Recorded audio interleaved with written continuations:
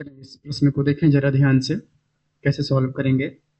Focus point दिया हुआ है, इसका मतलब हमें सी की वैल्यू पता चल जाएगी, जो कि कितनी है अगर आप ध्यान दें, √10। ठीक है, और ये वाई पे लिखा हुआ है, इसका मतलब वाई एक्सेस पर बनेगा हाइपरबोला। तो जो हाइपरबोला बनेगा वो कुछ इस प्रकार से बनेगा, y square upon a square minus x square upon b square equal to 1। ठीक है, अब इसको हम फिर से लिखते हैं यहाँ पर।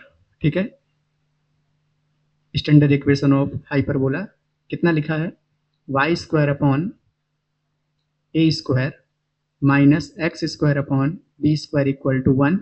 और ये किस पॉइंट से पास होता है, वो पॉइंट्स दिया हुआ है कि ये पॉइंट दिया हुआ है कि इस पॉइंट से 2,3 से पास होता है। इसका मतलब x की जगह पे 2 और y की जगह पे 3 रख देना चाहिए। मतलब ये क्या बनेगा, 3 square divide by a square minus 2 square divide by b square equal to 1।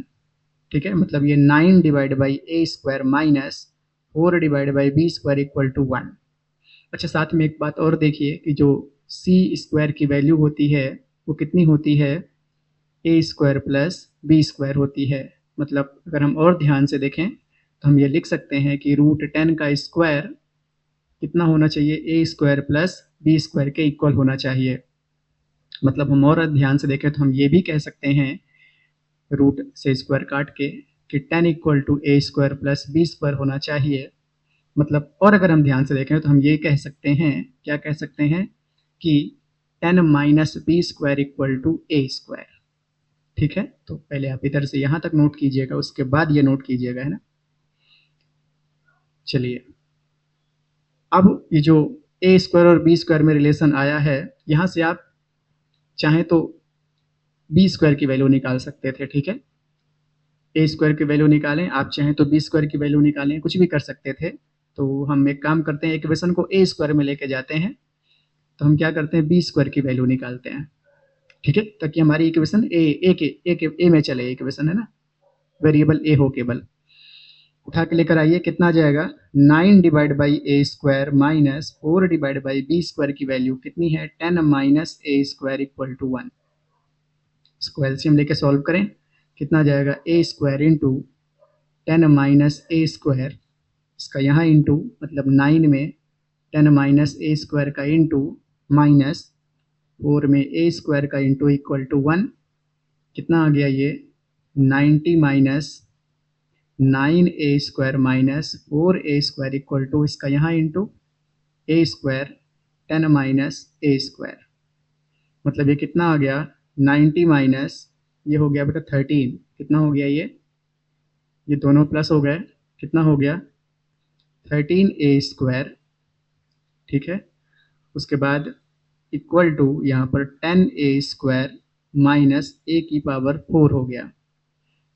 इन सबको उधर लेकर जाएं, उसको इधर लेकर आइए सबको, तो क्या जाएगा, A power 4 minus 13 A square minus 10 A square plus 90 equal to 0। मतलब कितना आ गया, A power 4 minus 23 A square plus 90 equal to 0। तो ये अभी तक एक इक्वेशन हमें प्राप्त हुई। यहाँ तक कोई दिक्कत आई हो तो बोलिए, फिर आगे बढ़ें। ठीक है, इस पर हम बाद में वैल्यू रख देंगे, पहले हम वैल्यू प्राप्त कर लेते हैं, फिर उसके बाद हम वैल्यू रखेंगे। ठीक है, ऐसे दो नंबर आपको ढूंढना है कि इंटू करने पर 90 आए, प्लस माइनस करने पर 23 आए।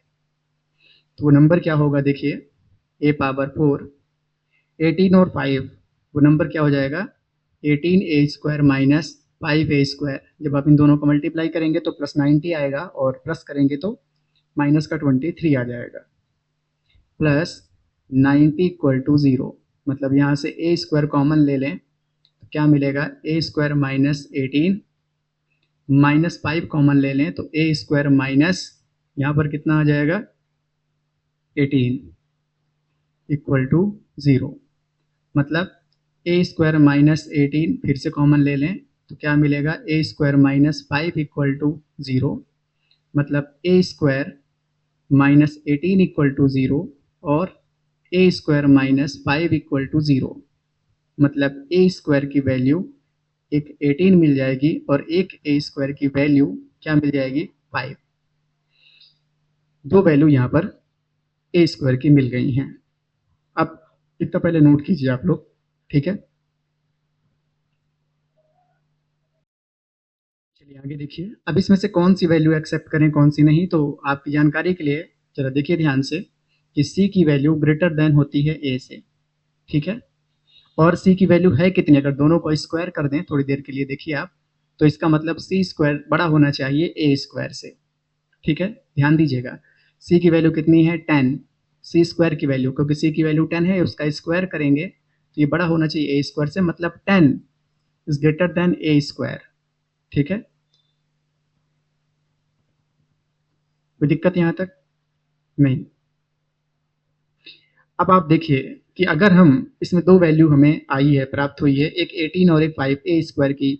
अब ए स्क्वायर की वैल्यू 18 नहीं हो सकती, क्योंकि अगर यहाँ पर 18 आप लिखे तो ये बात गलत हो जाएगी बेटा, 10 बड़ा है 18 से, गलत हो जाएगा। इसीलिए एक ही वैल्यू बचती है कि हम यहाँ पर ए स्क्वायर की वैल्यू कौन सी लें, 5, ठीक है।